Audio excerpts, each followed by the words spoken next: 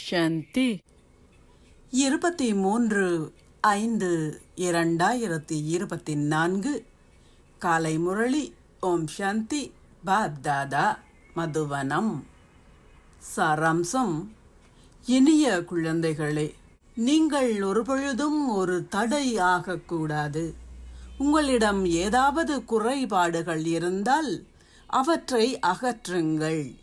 இதுவே உண்மையான வைரங்கள் ஆகுவதற்கான நேரம் ஆகும். கேள்வி: குறைபாட்டை கொண்டிருப்பதனால் ஆத்மாவின் பெறுமதி குறைவடைகின்றது. பதில்: தூய்மையின்மையே முதலில் வருகின்ற குறைபாடாகும்.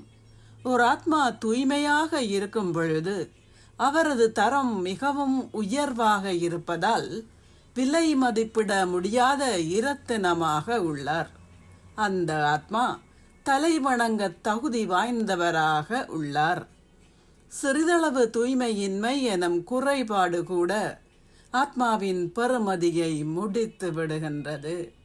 நீங்கள் இப்பொழுது தந்தையை போல் என்றென்றும் தூய்மையான வைரங்கள் ஆக வேண்டும். பாபா உங்களையும் தன்னை போன்று தூய்மையாக்குவதற்காக வந்துள்ளார். தூய குழந்தைகளை மாத்திரமே பாபாவின் நினைவு தொந்தரவு செய்யும். அவர்கள் தந்தை மீது துண்டிக்கப்பட முடியாத அன்பை கொண்டுள்ளனர்.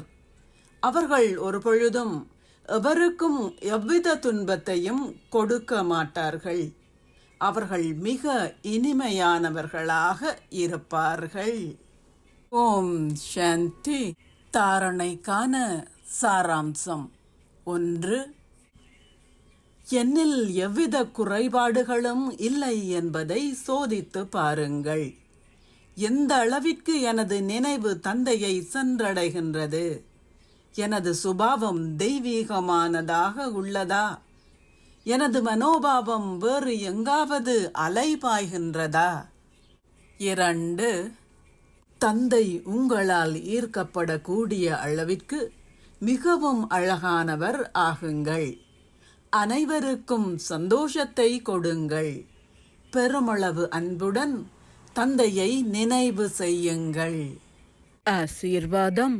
நீங்கள் இணைந்த ரூபமாகி சதா உங்கள் சகபாடியின் சகவாசத்தை வைத்திருப்பதால் ஒத்துழைப்பை பெறுவதை அனுபவம் செய்வீர்களாக.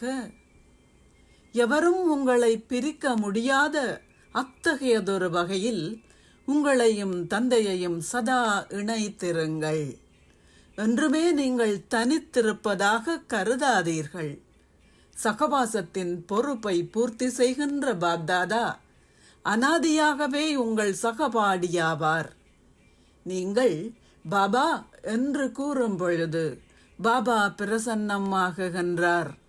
நான் பாபாவிற்கு உரியவர், பாபா எனக்குரியவர். நீங்கள் செய்கின்ற அனைத்து சேவையின் வடிவங்களிலும் பாபா உங்களுக்கு ஒத்துழைப்பை கொடுக்கின்றார்.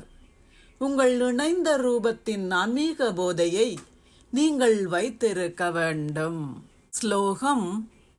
சேவையினதும் சுய முன்னேற்றத்தினதும் சமநிலையை நீங்கள் கொண்டிருக்கும் பொழுது சதா தொடர்ந்தும் வெற்றி பெறுவீர்கள். ஓம் சாந்தி. நன்றிகள் பாபா.